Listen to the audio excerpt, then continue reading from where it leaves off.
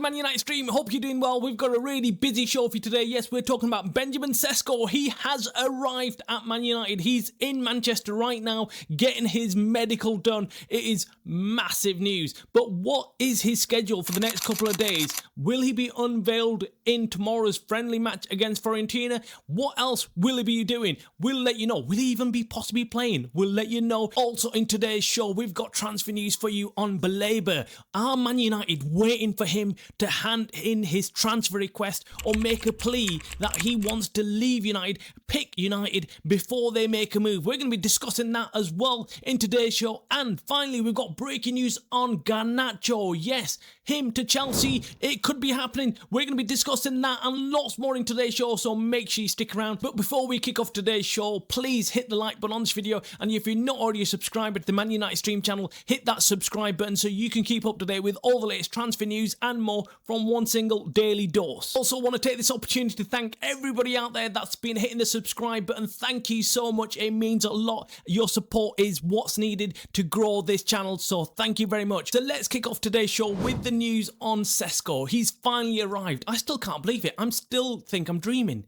Sesko to United. Who would have thought that we'd fend off the likes of Newcastle and get Sesko? I mean, I'm still buzzing. The way it happened, the drama of it, it was just amazing. It was amazing. United sitting there watching all these huge offers going in from Newcastle, sitting there waiting until the very last moment, until the moment that there was just everyone was tense, everyone was panicking, thinking, will Sesko accept Newcastle's offer and their proposal, their wage and everything? And suddenly, boom, United come in and blow everyone away. And then we got all these rumours from Newcastle fans and channels and stuff saying, oh, United paid him a lot more in wage and they had to pay a lot more for him. But we didn't. We actually offered him less in wage. He took a salary cut, by the way, which is absolutely insane. And then when do you hear that? Well, these are the kind of footballers we want at this club. Don't want players like Jadon Sancho and others who just want the salary, who literally will not take a pay cut and want every little penny that they can get their hands on. Sesko took a pay cut. Now that tells you something about his commitment already to United. So this is a brilliant start for Sesko. Now I'd love to hear from Man United fans on what they've thought about this Sesko transfer and how it went down. Drop your comments below. Are you happy with it? Do you think we've paid too much, or do you think we've struck the right bargain? In fact, I think we got a very good deal here. I think we didn't overpay for him. Let us know if you thought we overpaid for him. I thought we got him on a pretty good deal here. I thought he was pretty cheap for what we're getting. Drop your comments below. We'd love to hear from all Man United fans about what they thought about this Sesko deal, how it went down, and what we've paid, and what you hope to see from Sesko going forward at United. Now, as we said on the opening of this show, right now Sesko is at Carrington, the new Carrington, all the new facilities that they've got there, and he is undergoing his medical. We're hoping that that will get done in a few hours, and then he'll get unveiled to the media and we'll get to see more images of him in the United shirt. It is going to be absolutely crazy. Now, yesterday we started getting reports that he will be unveiled in tomorrow's friendly game against Fiorentina at Old Trafford. This is amazing news because I've got tickets for it, so I'm really excited to see Sesko and the other signings. It's a relief. It's a relief that we finally got a striker. For years, we've been missing that piece in this jigsaw. A striker who can finish things. We've always had top strikers at United. We've just been missing that striker, the one that finishes everything. And I really do hope and feel that Sesko will get into double figures in this United team. If he gets the supply and does what he can do best, he will get into double figures, hopefully this season. In fact, all our 3 new signings this summer have got goals in them. That's what they've got. Last season, they all scored a bag full of goals, and that's what was missing from this United team. So hopefully, if they continue on that trajectory, we will have goals at United and we'll start winning games. Because, look, the game is all about scoring goals, isn't it? We're not there to defend and just get 0-0. We're there to score, outscore the other team. That's what it's all about. So there's no point in getting a defence and everything else ready, but not having a striker. We need a striker to score goals, and we need forwards that are scoring goals. That's what's been lacking in this United team. Now, having done this Sesko deal, we're still hearing that United want at least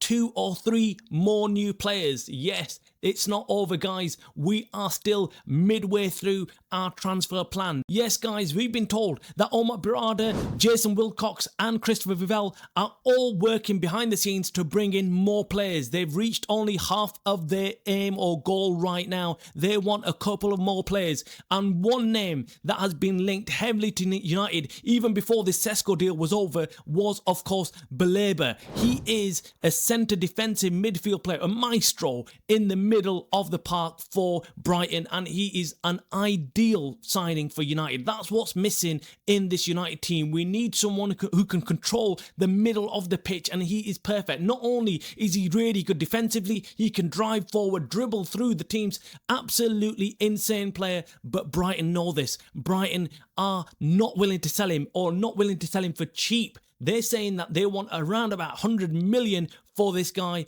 and United look like they will be prepared to pay that if the player wants to move. Now, that's the biggest thing. From what we're hearing, United are saying to Baleba and his representatives that they'll only make a move if he actually says that he wants to move to United and tells Brighton that he wants to move, essentially putting in a transfer request. Now, that is really interesting. They've done that with the other signings as well this season. United are not just signing any player, they're signing players that genuinely want to play for United. What a huge difference this is from other previous transfer windows where we've bought in players who really don't want to play for United, don't really have any passion towards United, and just come in for the money. But this is not the case anymore. United only want players who genuinely want to play for the badge, and that is amazing to hear. Genuinely happy about that. This is what all United fans want. We don't want mercenaries at the club who just want to sit here and do not want to play. What is all that about? We want passion. We want players to actually care what they're doing on the pitch, care about winning and losing. I don't want players walking off the pitch thinking, okay, look, we lost, but who cares? You want them to be distraught. You want them to be upset that they've lost at Old Trafford. That's the passion we need in these players. Now, we're being told that there is a really good chance that Baleba will get done, but United have to start selling players. Now, we've been saying this for the whole transfer window. United need to sell players. United need to sell players. And nothing's really come of it so far, but we've got some breaking news.